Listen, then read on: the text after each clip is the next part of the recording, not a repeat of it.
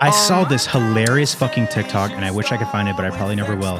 It was this girl who was like, it was like every TikTok live stream that you see, and she was like recreating them all. Dude, have you ever seen the ones where it's literally like a fucking big ass like undulating barrel of sand and crystals, and they're there like, oh yeah, okay, yeah. So they've got this is for rum raisin Skittles, and they've got 2 scoops here, so let's go 1. Oh, look at that. They got a fucking heart. They got a quartz heart. And then they got Hot Wheels. oh, this one's a really old Reese's. A Kinder Surprise egg. And here's a surprise egg. And we've got another surprise egg. And this one is a subpoena. And you just gave away your identity, bitch. This one, you've just is been a surprise served. egg. You've just been served. Dude, what's a surprise egg? Kinder Surprise. Oh my a Kinder God, Surprise an egg. thing? Yeah, you know those little chocolate eggs? I thought we were just saying like, this is a surprise egg. Like, who knows? No, a Kinder Surprise egg. No, I know that. Yeah. And they had the white and orange thing, and there was inside there was the capsule that had a toy. Yes. I think they canceled that for a while because some kids were swallowing it whole. Now that's a big fucking gullet to have. They're swallowing the whole surprise egg. I couldn't swallow it. What they do is the challenge goes. The surprise egg challenge is you swallow the whole thing, and you're trying to melt the chocolate with your body heat. And then cough up the toy.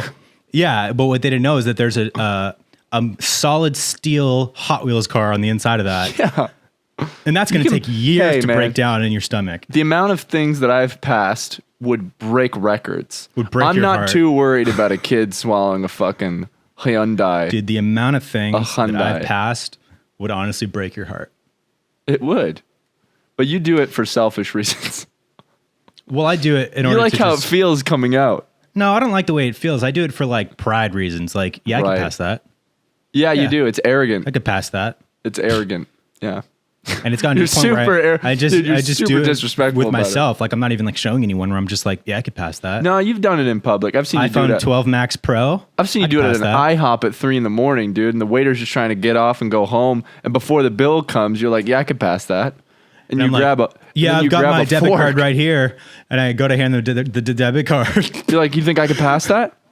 He's like, I'm about to hand it to them, right? And then they're about to take it. And I go, wait, real quick. You think I could pass this? I could. Wait, blah, real quick.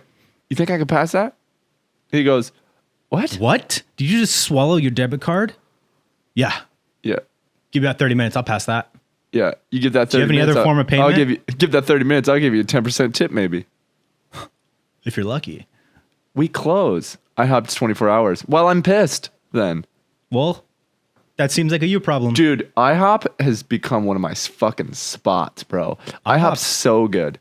Goated, bro. Dude, the sampler breakfast from IHOP. Yeah. Little bit of everything. Yeah, come a little bit of sausage, a little bit of ham, a little bit of egg, and a little bit of potatoes, and some fucking pancakes.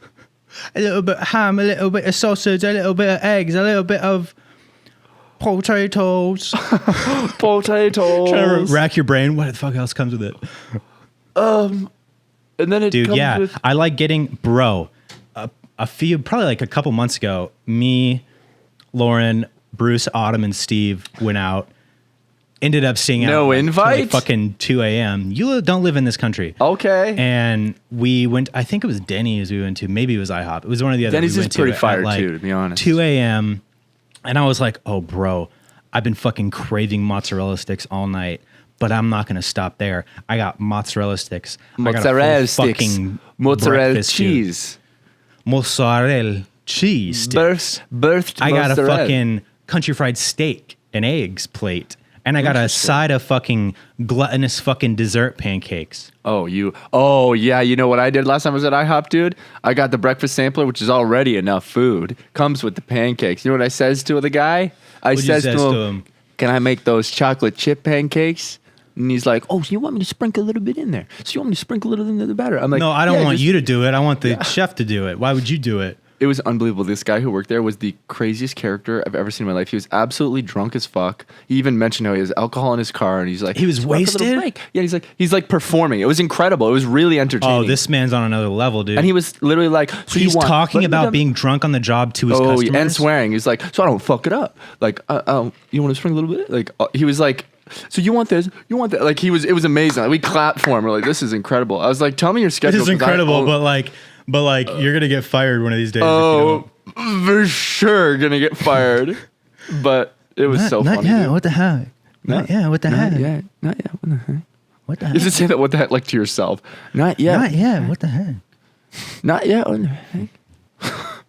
A lot of people have been wanting us to recreate that video. Okay, let's do it.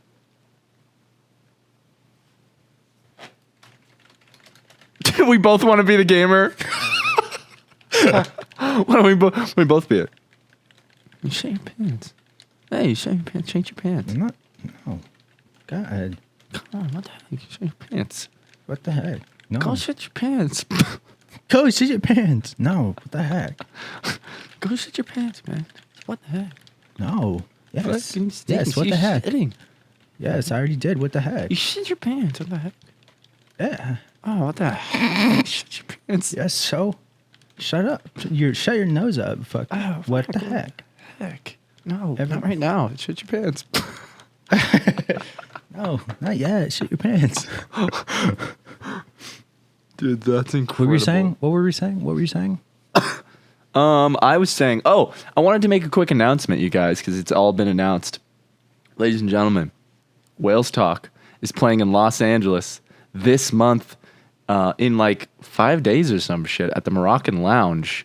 We're opening / direct support for 1990 Nowhere. The Moroccan Lounge doors are at 10 p.m. Not sure when I'm on. I'm probably on at like 10:30. I'm guessing. But it's so it's a first late show. Fuck. It is a late show. It is a late show. But you can come for literally my set and then leave. No, yeah, for sure. I just potentially. I think I have a very early day the next day. You're in bed by 11. No, you go on at 11. No, I go on probably 10:30. You're in bed by 11:25.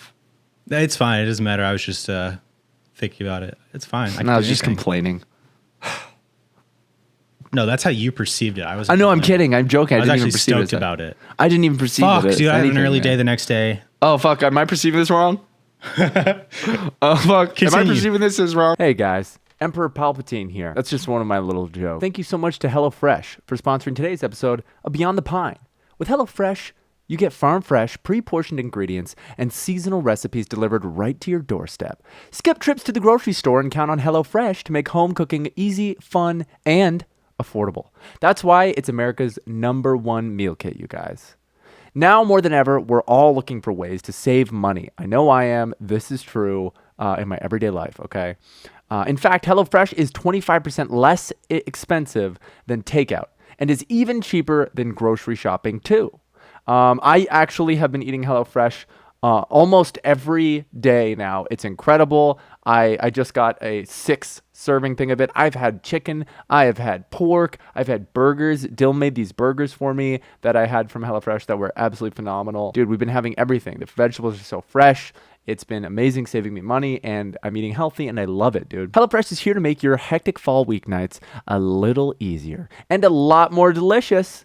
They're quick and easy meals, including 20-minute meals, low prep, and easy to clean up options. Take the stress out of mealtime with time-saving, no-fuss recipes ready in a snap. We've done days where we've meal prepped with HelloFresh and made all of them and had them for the week and things like that. And it's wonderful. It really is. I love the food. Great vegetables. The recipes are delicious. It saves me money, it saves me time, and I get to cook with Dill and just have good food, and I'm not putting garbage into my body. I'm putting healthy fuel, and I appreciate that so much. Guys, go to HelloFresh.com/Pine16 and use code Pine16 for 16 free meals across 7 boxes and 3 free gifts. That's HelloFresh.com/Pine16 using code Pine16. Thank you so much to HelloFresh for sponsoring today's episode Beyond the Pine. Help yourself out. Try it. You got nothing to lose. You're only going to love it. It's America's #1 meal kit. And that means something. Continue. No, anyways, yeah, I'm so fucking excited, you guys. I'll put the link in the description if there's a link. It might just be like a show up, but like, dude, I've got 36 shirts and I'm picking them up today. And they are Whale Stock, man. They're those good Hanes. They got the Whale Stock logo on the front. They're simple. It's a one run, 36 shirts. There's probably only like 25 of each size. 36 times 25. No, there's 36 shirts, so it's a limited run, but I just wanted to make sure I had something to commemorate the first show. And, I'll sell them for a reasonable price. I'm in a bad financial spot, and I'm losing money going out to the show. I'm fine, but I am literally losing money going to the show, for sure. But it's an investment. Hey, you got to invest in yourself and your dream, man. Yeah. But 36 shirts, they'll be gone. I know they'll be gone. And if they're not gone at this show, they'll be gone at the next one. You know what I'm saying? Easily. That's one or two shows worth of merch. Oh, dude, you'll sell all those shirts. Yeah, I'm curious how much yours. It ended up being with the logo. I think, what did I say it was, like between $5 and $7 a shirt. I think it was like $5 or $7 a shirt or something like that. Which is probably pretty average. But it's also such a small order. Your tip for you guys, you're ever running merchandise. It's very expensive to, in contrast to getting a lot of them. Like if you get like 100 shirts or 200 shirts or 300 shirts, like that's where you get like a competitive price. But if you're doing like, I just need merch now, you're going to definitely pay like a premium. But I also made sure they weren't shitty shirts. I could have got fucking the worst shirts, but I was like, they got to be good. And they're that Hanes. I found that they're a little bit, they're a little like, they're sick, but they're like a little wider, like they're boxy, and they're not super, super long. But I was also looking at a double XL, and that usually goes like this and not like this. What's so funny, dude? They do go like this, don't they? The shirts, man. You loved that, man. They caught you off guard, dude. It's just because the way you described it. But I was looking at a double XL, and they go like this. Yeah, but I'm so excited, man. I've been rehearsing. We've been rehearsing. I'm very excited. It's gonna be a great show. I'm 1990 Nowhere's dope. Bro. They're awesome. And then also, guys, Phoenix. If there's anyone here, man. If there's anyone here at all, or if you want to come out, there's a bigger show, a pretty cool one. I'm very excited about. We are direct support for Pale Waves, the band Pale Waves. That's what we've been joshing and joking about, hiding. But it's been announced, and that is October 14th. At Tempe Marketplace. So I'm shitting my ball sack for that one. Very excited though. Very excited. Just been rehearsing and going crazy. I feel good. I feel ready. Like I'm good. Me and Steve are going to come out together. Oh, amazing. It's money. You guys can live here if you want. Easily. Probably get Steve to put me up in a spot. Yeah. Steve stays here. He puts you up in a spot. Mm-hmm. You got to treat you like the little queen that he is. That you are. Yeah. It's what I'm saying. If you're going to bring me out somewhere, you better put me up in a nice, I don't want like a 5-star hotel. I want a nice, quaint little Airbnb. Like a little cabin. Oh.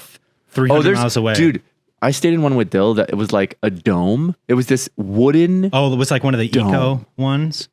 I don't know if it was eco, but it was all fucking so cool. Solar power and shit?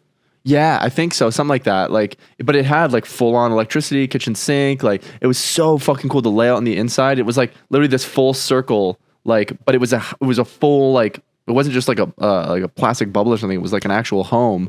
And it was so sick. Love that shit. Dude, Lauren and I, for our anniversary last year, and we got Lauren? This little, Lauren's my girlfriend. You met her. Yep. No, of course. Yeah. Yeah, she's cool, right? Yeah, she's really cool. She's really cool. Is she like, does she do the sex? We're working up to it. Okay. How long have you guys been together? 9.5 years. 9.5 divided by a serial number that's on the back of my guitar. Yeah, you're on your way. 9.5 divided by the serial number on the back of my guitar. On the back of my guitar. You're on your way. But we got this little Airbnb. It was like, it's in Topanga Canyon, like deep in the canyon. So it's like wooded and stuff everywhere. And there's like this little like area that has a bunch of these small like cabins and like they're like converted like mobile homes and shit, but like really fucking cool and like stylized and stuff. Like we stayed in one that was literally like copper on the inside. It was like it was like a converted train car, and the inside was like copper walls and shit, and it was so. This guy cool. loves trains. Dude, that guy on TikTok who does the fucking super wide like face cam and Blimey! Like, it's like, beautiful. Oh, it's the 6D200. Oh, she's beautiful. And it's like the widest fucking alien head. Oh, it's whistling for us. We're here at Piccadilly Market and we're waiting to see if we can get a glimpse at one of my favorite trains. I look at the train schedules daily. He's so wholesome, dude. So wholesome. I thought it was a bit for the first year. I think he is genuinely very wholesome, but understands like self-awareness and humor at the same time. He's got it with that camera angle. Dude, with that camera, come on. How are you going to look at that camera and be like cinematic? And he's watching this and thinking that you're a piece of ass shit. I thought that was the I best thought I was one. pushing the envelope, really. I thought. You were, homie. I was doing something that was bold and beautiful, inspirational. Because here's why I think of it like this. Not only do you get to see my perspective, but you also got to see the train's perspective. And dude, you got somehow in advance rigs a camera on the train. Dude, this is what the train sees. Dude, oh my god, there it is. Yeah. Oh, I'll go get my camera. The train's passed. Oh my god, it's coming. I'll go get my camera. Yeah, dude. Love trains, man. Love trains. I want to do like a train like trip like up to fucking Washington or something. Like take the Amtrak all the way up. They're cool. Beautiful. They are really cool. It's beautiful. I remember when I was a kid, we took the train out here from like Chicago. My family, you know, we lived on the trains for a while. Yeah, we were in the last car where they made us eat a bunch of these squishy like protein squares because further up in the train is like the upper class ones. Of course. And so one day, this one guy who was like kind of our leader, he decided to like revolt against them. And he was revolting. He's revered too, wasn't he? He was super stinky for sure. And then we ended up just like, and I was there, you know, and we ended up killing like almost everyone towards the front of the train. Good fucking God, man. That's a brutal story that you told. I think it affected me. That's crazy. Do you ever have any crazy experiences that are like, have you ever almost died? I have a memory of me almost dying, and I don't know if it's even true. Well, I got in a sledding accident when I was a kid, and I hit my head. Okay, the story starts with a sledding accident. You didn't almost die. Yeah, I hit my head on the tree, and I was in a concussion, and I was unconscious, and I was in the hospital. And I woke up in the hospital. Holy fuck, man, that's so fucking. I must have been like 6. Dude, at 6 years old. Yeah.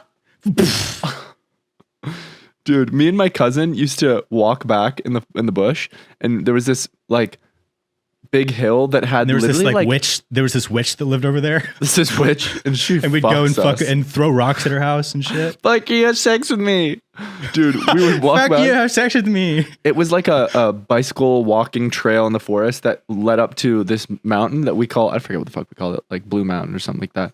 And it was this big hill that was pretty called steep. Kill Yourself Mountain. And then it had this drop off that was like a little jump, but it went 5 feet straight down, and there's just trees on both sides, and it was probably only like 5 feet wide as well. So you could easily fly into the trees, but they were like skinny trees, lots of them. It's like you'd still hurt yourself if you flew into them, but like we kind of fucked with that, like throwing ourselves into like, just like, you know what I mean? Just fucking like ragdoll situations. Yeah, for sure. With your snowsuits and stuff like that. Still hurt. But dude, we would fucking ride it together, just and then just fucking fly off and just fucking fly into the trees and be like, and for some reason, we did this thing where we would literally pretend we got knocked out. Dead. I don't know why, but we were like 15.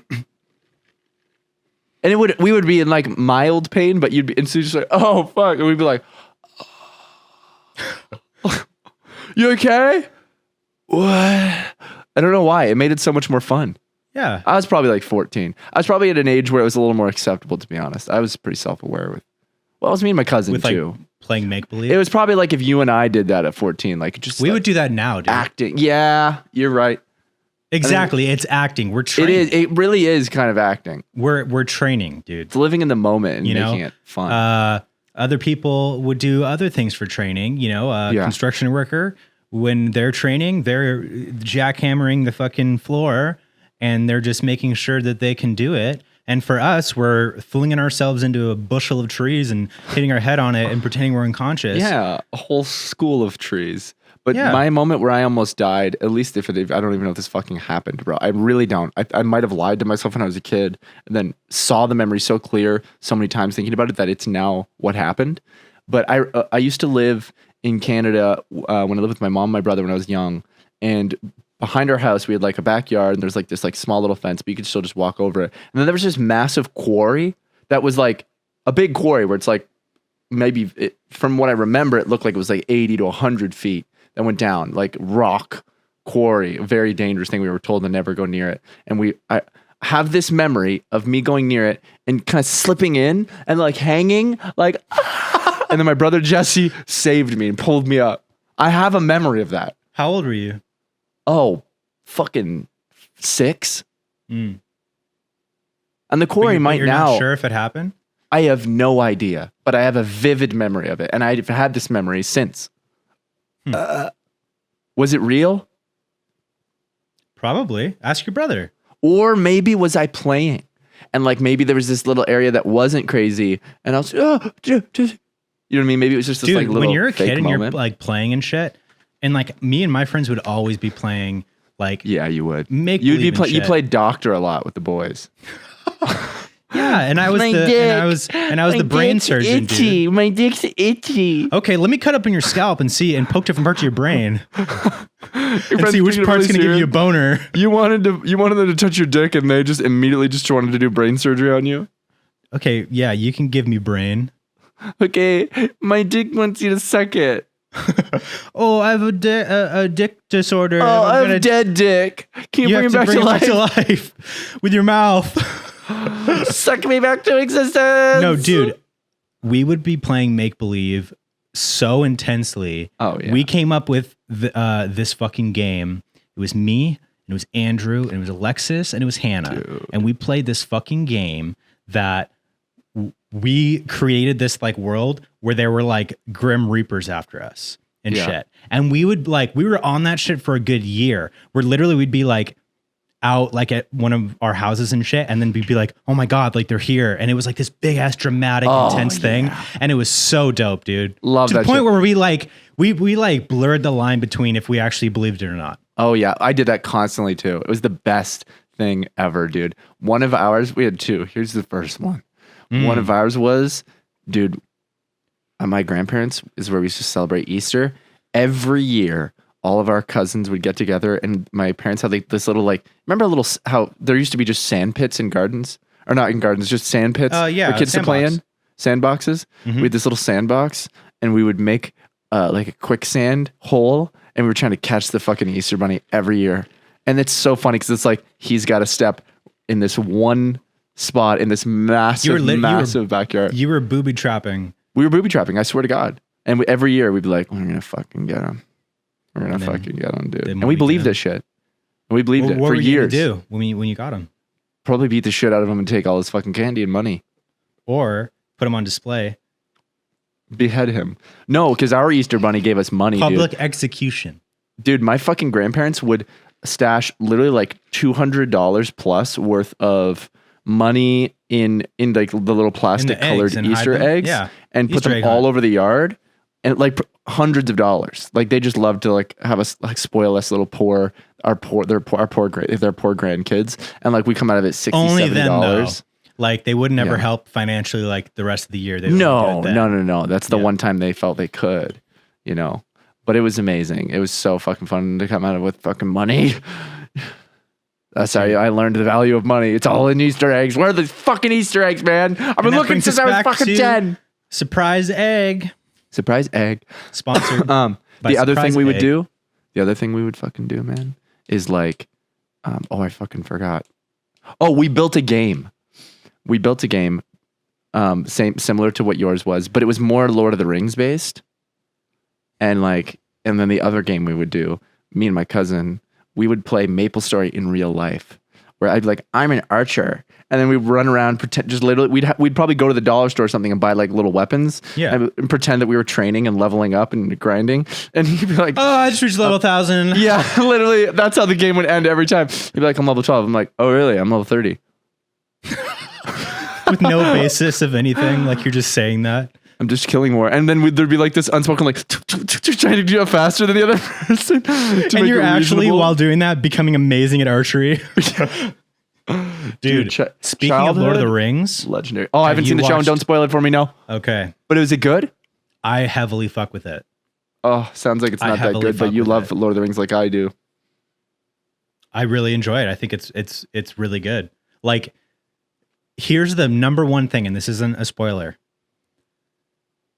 With Frodo Baggins dies in the end.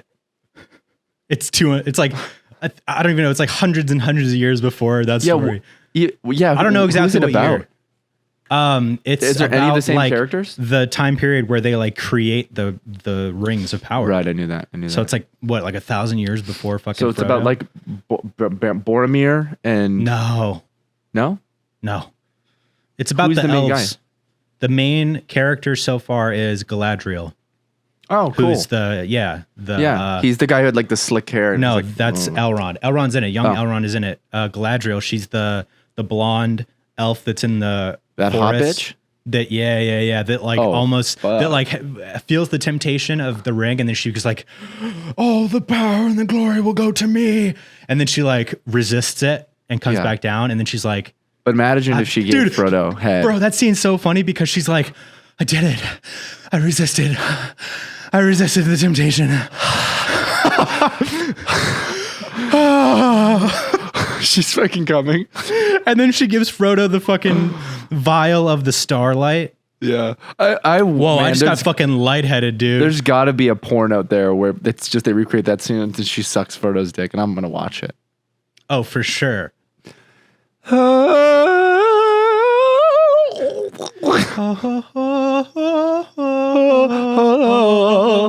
Oh my God. Dude, you just glitched and froze. So it's like, oh my God. Bro, but here's the thing that I am so excited about. It feels like Lord of the Rings. With all these things that like are like continuations of these big like IPs and stuff, like the Star Wars shows on fucking Disney Plus, they don't feel like Star Wars. They feel like they just feel clunky, and they just like, use the world to tell a different story. Like they could, but the Andor show that's coming out looks incredible. Like visually, like it's capturing, because it's the same guy who made Rogue One, which I think is the best like modern Star Wars thing. But Lord of the Rings, dude, from the way that it's shot to the music to literally like. Did they use Hans Zimmer?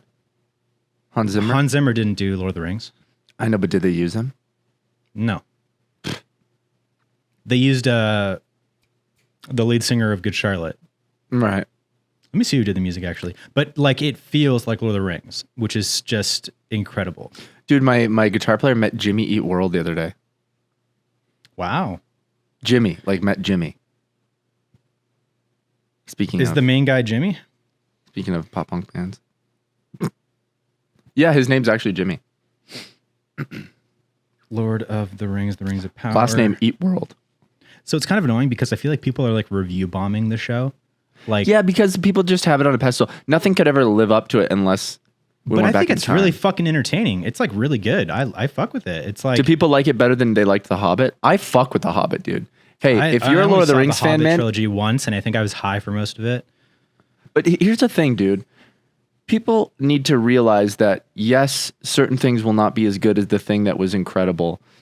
And most of the time, that's not happening. That's not repeatable. But if you're a real fucking fan of this thing, you'll enjoy most of what's made, unless it's literally god awful. The Hobbit hang on. The Hobbit is, I just need to say this because I'm passionate about it. The Hobbit is not bad. The Hobbit is not bad. It's actually pretty good. And it's just because they use so much CGI. Yeah, in a franchise where like the original trilogy was done mostly practically. Yeah, and it doesn't live up to the books. I get that too. That's some fucking on that Harry Potter shit. But like, hey, then you're not a fan of the universe if you're not stoked that you get to watch more and experience more. Nothing will ever live up to the first time you watch Lord of the Rings. Duh. Does your shirt have fucking little basketballs on it? Yeah, dude. That's so funny. It's a Phoenix Sun shirt that I got as a joke to go see. I dressed up. Dylan and I dressed up like just total freaks and went to a what do you call them? The person who can tell your future? A psychic? Literally. We dressed up like total freaks and went to a psychic. Why? Just for fun, just to see what it was all about. It was so generic. There was a couple things that you're like, that's pretty crazy, but all of the questions and talking we did before gave you all of the information you needed to be able to figure out what type of people we were. Mm-hmm. Oh. What are your dreams? Well, I'm in a band and I want to, be a so it seems musician. Like you want to be the center of attention. You're going to be a famous, what's the name of your band? Whales Talk. Famous, your band. I'm seeing whales. I'm seeing a whale and it's talking. Oh my God. Now a word from our sponsor, BetterHelp. Guys, this past 3 weeks for me has been a crazy stressful time. It's been amazing and I'm following my dreams and I'm doing everything right, but it's been crazy and hectic and stressful. And there have been times where I've not had the right mindset and times where I've had, the right mindset and I'm trying to pull myself out of at a certain mode so that I can stay on board and feeling good. It can be tough to train your brain to stay in problem solving mode when faced with challenges in life. And that's so true. You know what I mean? But when you learn how to find your own solutions, there's no better feeling. And that's all you can do. You have to find a way to handle these challenges without just imploding because it goes nowhere. It's not productive. And that's something that I preach and I really try to work on. Is this productive? Is this productive? And, a therapist can help you become a better problem solver, making it easy to accomplish your goals no matter how big or small. And with BetterHelp, it's been incredible. They've hooked me up with BetterHelp and I have absolutely gained tools that I have used in my everyday life to help me with my stresses and changing my mindset because your mindset is everything. Everyone needs therapy, whether you think it or not. It's not a bad thing. It's just, it's the evolution of how we think and how we exist. And we are constantly evolving and there is nothing wrong with having someone who's an expert help you evolve how you think and how to handle the stresses in your life. What inspired me to try therapy was just how much stuff I have going on, man, in my life, in my past, in my future, in my right now, all of it. It's something that is overwhelming and can be crippling if I think about the benefits from working with BetterHelp have just been like so immense. It's been giving me tools and regular things that I can apply instantly. What you can get from therapy, I imagine, is similar to what I'm getting. Just these tools, man, these tools and this way to train yourself. You need tools. We all need tools, man. You can't build a house with your bare hands. Can't cut a tree down with your bare hands. You know what I mean? You need tools. If you're thinking of giving therapy a try, BetterHelp is a great option. It's convenient, accessible, affordable, and entirely online. Get matched with a therapist after filling out a brief survey and switch therapists at any time. When you want to be a better problem solver, therapy can get you there. Visit betterhelp.com/pine today to get 10% off your first month. That's betterhelp.com/pine. Guys, by doing this, you'll be doing yourself such a massive due diligence with your mental health. And you'll also be supporting the show, which we greatly appreciate. We love BetterHelp. We love what they're doing. So thank you to BetterHelp. Get yourself some help, man. We all need it. Dude, you're about as talented as Danny DeVito. Thank you, bro. God's truth.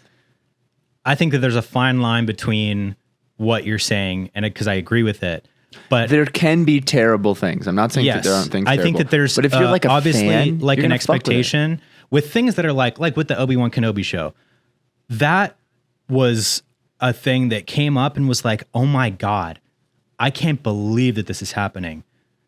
And they got fucking Hayden Christensen to play Darth Vader. Like, this is everything that we've ever wanted, right? And it's like, you have so much there to work with. And then they shit the bed with it. And I'm like, how the fuck, dude? Like, that's one for me where I'm like, as I was watching it, I was like, I'm happy this is happening and I'm trying to be hopeful for it, but I don't know, man. And then by the end of it, I was like, that didn't have to be made. Right. I mean, here's the thing. I do get the circumstances where like the wrong team gets a hold of an IP for something and doesn't make it with the same intention, and they want to turn it into something that can be pop, or they're, you know, when everyone started taking the fucking Guardians of the Galaxy formula, like, I understand that, and that can be like a disservice to the thing. But at least for Lord of the Rings specifically, there is nothing bad about The Hobbit, like bad. Like, whatever, the CGI is not great, but like, it's still I can sit down and watch The Hobbit and be like, I'm so glad I can add this to my experience of watching Lord of the Rings. Because when I watch Lord of the Rings, the trilogy, I'm so sad when it's over because I want more. And so then it's like, Breaking Bad killed it with Better Call Saul. That's the perfect, like, oh, we made more for you. I need to finish Better Call Saul. I only you never watched saw the first all two of it? seasons. No, I didn't finish Dude, it. Better Call Saul might be better than Breaking I've heard Bad. that. I've heard that. It's in like, certain ways. Yeah, it's so dialed. Like when they crushed Breaking Bad and realized like we did something crazy here, they're like, let's keep this momentum because I think we found something here that there's more, and we're there now, you know.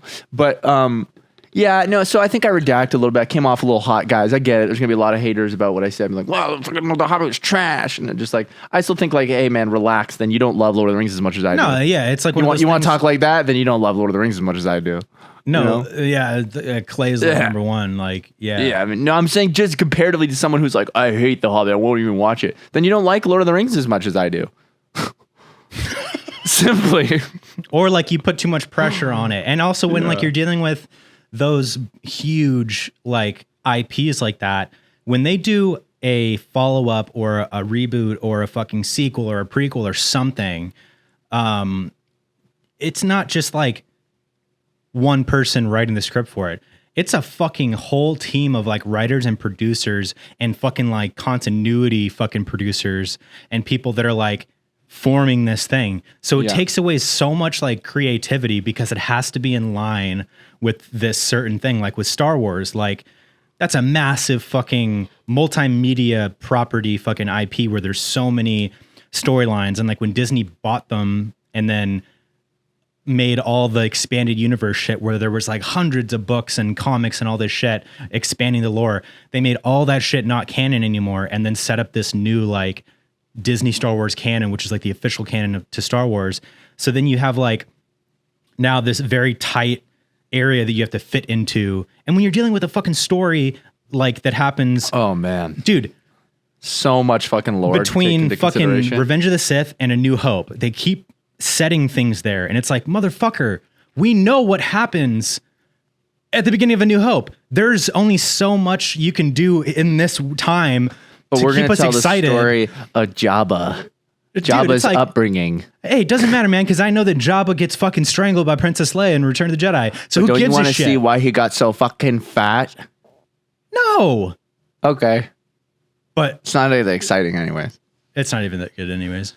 But the other thing is like, I will say, you know, and again, to give credit to why, you know, I can understand why certain things are bad and looked at as bad, because if there's a legendary movie that they want to make a second one of, or a legendary series, unless I'm wrong, I'm assuming that, well, let me actually say this instead of what I'm going to say. They should use the exact identical crew to be able to make the next one better. And it seems like, and I could be wrong because I don't really know, it seems like they're unable to. So when they make, you know, The Hobbit, it's not got the same people that made the whole same people. It might be some of the same people. Peter Jackson directed it. But I mean, using the same people who fucking wrote it, the same people who fucking shot it, the same people who did the CGI in Lord of the Rings. Like, I mean, using the same. That's not always like. No, I don't think that's always necessarily the case. And no, sometimes but no, I'm saying they should. They should do that. No, I mean, I don't think it's always necessary. And that's like. But wouldn't that solve the problem? Wouldn't The Hobbit just be fucking perfect? If the same writers who wrote Lord of the Rings, the movie, the script, same directors, same editors, you know what I mean? All that shit. Then, you know, if you got new actors to play different characters, great. You find the right actors, same casting. All the same writers really? Did The Hobbit and Lord of the Rings trilogy. Oh, fuck. Look. Then why did it not so good compared? Because they decided to make a trilogy out of one book.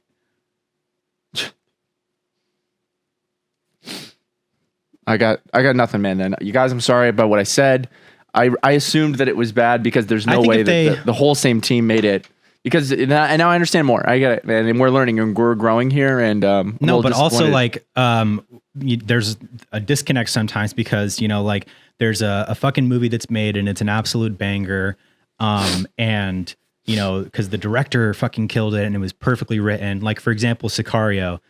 Denis Villeneuve directed it. He is one of the goats. Like he's one of the most incredible fucking right. Yeah. One of the most incredible directors. Taylor Sheridan wrote it. Taylor Lautner wrote it. And he did not do a good job. So then they scrapped that, passed it on to Taylor Sheridan, who wrote it, who also did Wind River and fucking Hell or High Water. And fantastic writer. He also did Yellowstone, which I haven't seen, but I've heard it's amazing. Fantastic, one of the tightest, like almost like crime neo-Western type of writers in Hollywood. So you have two fucking powerhouses behind the conception of that idea for Sicario, right? And then the studio sees how big of a success that was, and they're like, okay, we need to make a sequel. And then Denis Villeneuve's like, no, I'm not going to make a sequel. I didn't have it. Like, I don't have any. And he's like, I'm not fucking being involved in that. Good luck. Yeah. And he just lets them fucking sink. Well, not like sink. Like he just doesn't want to be involved in for whatever reason, whether that's they're not interested or there's a scheduling conflict. Because I think he did. Then don't make it yet. Blade Runner.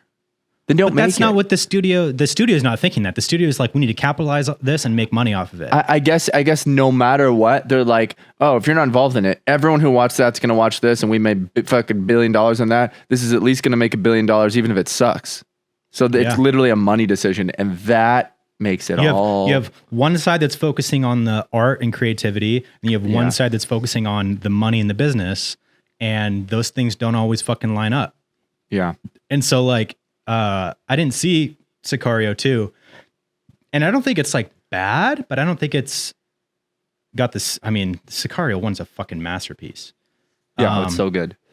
I think I did see Sicario 2 with Steve. Could be wrong. Still not bad ratings, but like a step down, but still like it still has a 61 Metascore, which is like fine. That's so meta. Yep. Whatever. Totally. Oh, hey, random thing. I just remembered because I got a notification. Swayze's playing on the radio on Sunday. What? On Alt AZ. What station? 93.3. It's a real ass station.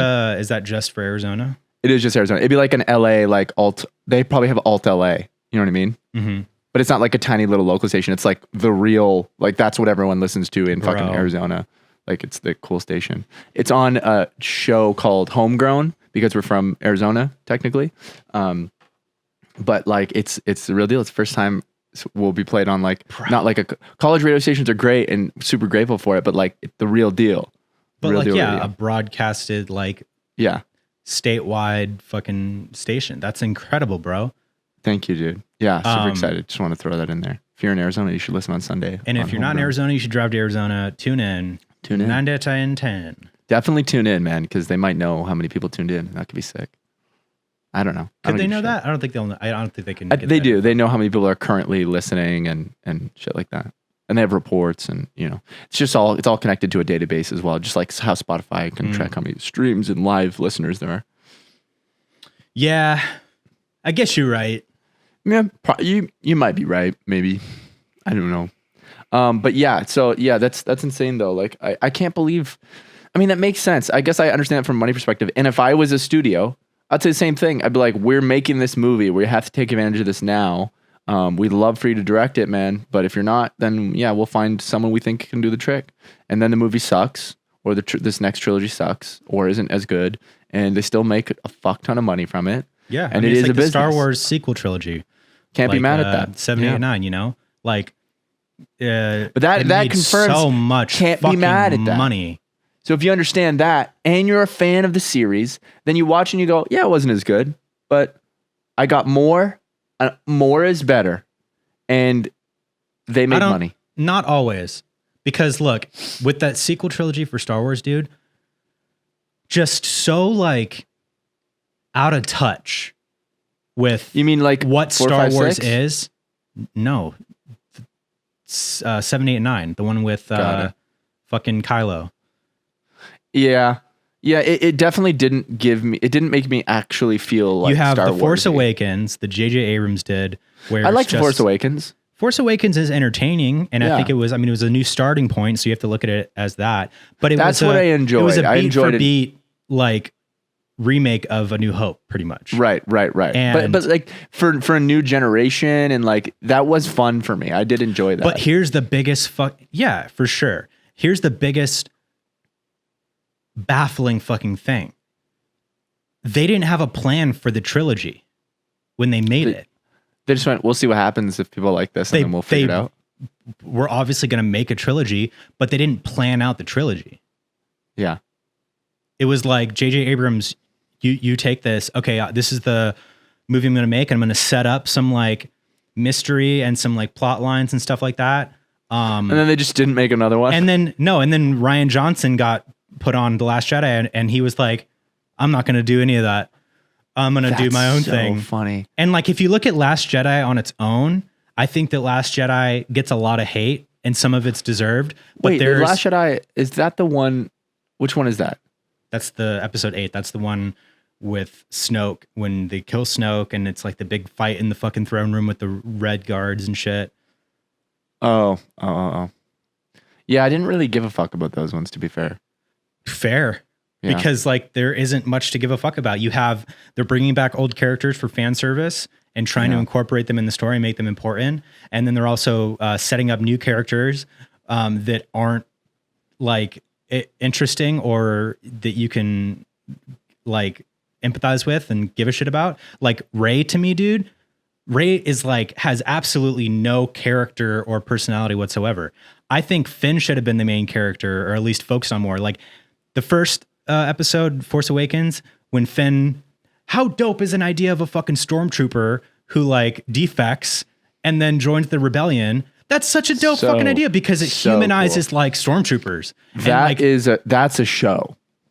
Right. That's a fucking But that's like show. something they should have focused on more, because but then even in its own movie, it didn't do that, because like if you take the time, because like forever, right? All the clones and all the stormtroopers, well, maybe not the clones, because they had like the show Clone Wars with like they all had personalities and shit, but like stormtroopers, right? In the original trilogy, you never see one of their faces. Those are all just like faceless, mindless fucking bad soldiers who you can kill as many as you want and you don't give a shit. Yeah. But with Finn now having a personality, taking his mask off, becoming one of the main characters, now that humanizes all the other stormtroopers. Totally. Because you realize, holy shit, there's a fucking real person under all those masks. Dude, there's a real person that I fucking killed in Lego Star Wars 1,000,000 times and just thought they were little and robots. they fell apart into a bunch of little fucking Lego pieces. But then so you're, and like at the beginning when like there's that fight and like his like friend, the other stormtrooper, dies and like touches his helmet and like smears the blood on his mask. That's a very like intimate and personal experience. But then he just goes to like switching sides and has no problem just killing so many fucking stormtroopers. And it's like, bro, these were like your boys. Yeah, just like instantly just fucking demolishes all of them. So then it just takes away the impact of that immediately. Yeah. But then, dude, like, last... so let me finish this fucking Absolutely. fucking rant. In The Last Jedi, they just like sidelined Finn, put him in some bullshit fucking storyline where he has to like go to this planet for and everyone like to love find Rey. this code breaker to go. I like, liked Rey, break but- down the Rey had potential and was like a dope idea, but then they just like kind of didn't really make it anything important. They left it very generic. Yeah. Yeah, and it was like, oh, she's like the epitome of like a character that comes from nothing and then somehow is just so strong. Yeah. And then they tried to like make that make sense by being like, she's a Palpatine. And I'm like, what, man? The way that That's cool, Last but like Jedi develop ended, that further. the way that Last Jedi ended was they killed Snoke, which I thought was dope. And then it was Rey and Kylo facing off, right? That's what they should have stuck with for episode 9. Focusing on them, two characters that you've developed, maybe not the best, but you've at least developed over 2 movies. Make it about them. No, we'll bring back the fucking Emperor.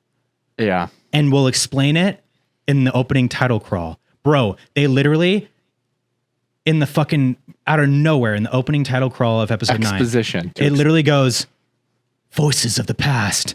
Emperor Palpatine has somehow returned. It's like, what?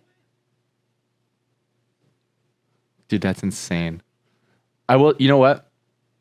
I wonder if a lot of people relate to this. That's dog shit. My only last actual fond memory of Star Wars, and I'm talking like that one that will stick forever, that when you think of Star Wars, you know, you think of certain things. My like ending memory of actual Star Wars is Anakin in the lava pit having that battle. That's where Star Wars ended for me. Revenge of the Sith, dude, is my favorite.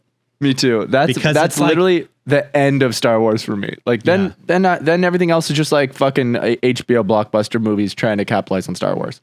Literally. I mean, I think I even enjoyed those ones. Like those things, everything you just said bothered me, but like I went to the theaters and I saw them and I'm like, oh man, what a great time. I had a great time. And but you're bummed because you know, like, but at the same time you're like, yeah, it's entertaining. This did not create a Star Wars memory for me. You know, and there are 6 Star Wars movies. No, there's that 9. did. Oh, but right. well, there's 6 that did that for me. 6 movies. I remember so it's the not first like one they I made saw, 2 and then 1 was bad. And then for me, there are 6 full movies that forever have a place in my heart and my memory. And that's what Star Wars is. And everything after that is just trying. Really I think trying. Rogue One is visually incredible. Yeah, totally. Like, it still didn't did it create this? It's still one of those things where you know, because of what the story is, you know exactly how it's going to end. They're all going to die, because that's literally how episode 4 starts, is with like this crew of rebels. Lord Vader teen. Kemper Lord Vader teen. Kimberly Lord Vader. Kim Vader. The name's Vader. Kimberly Vader. Vader's wife. Dude, but she has a mask, but it's like she smokes cigarettes.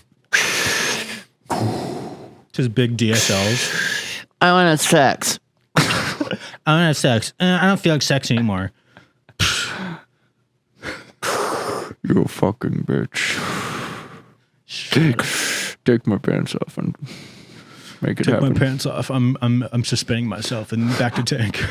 I'm going to stand and put myself in an isolation tank, and I want you to fuck me. I don't want to.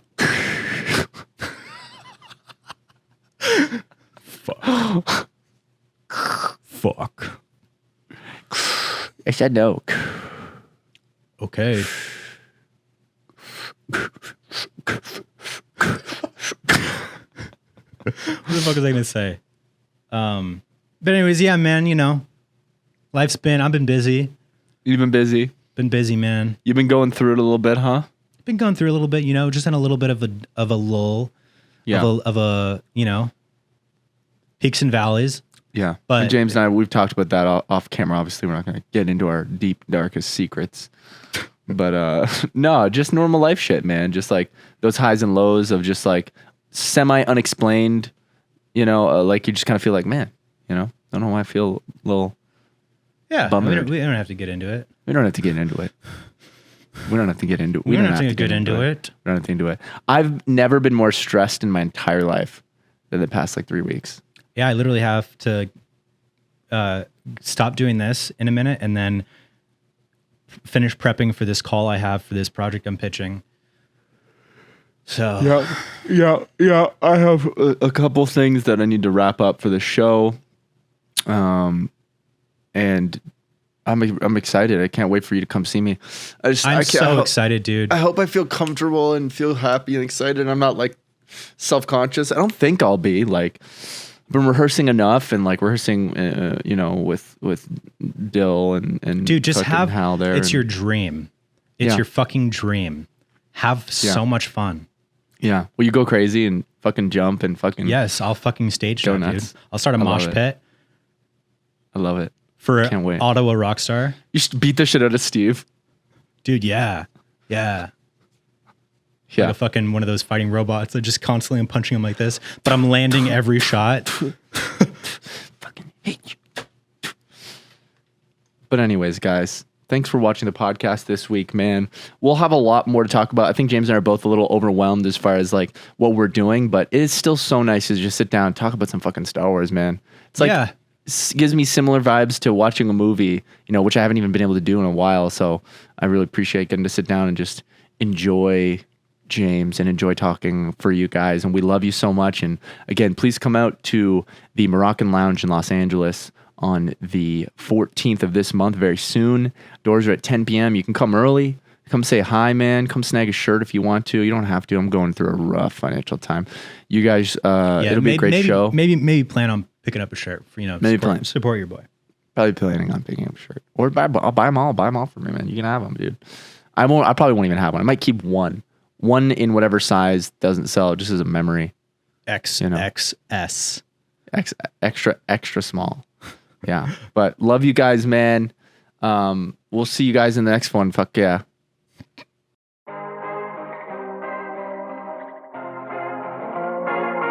All my conversations start with explanations.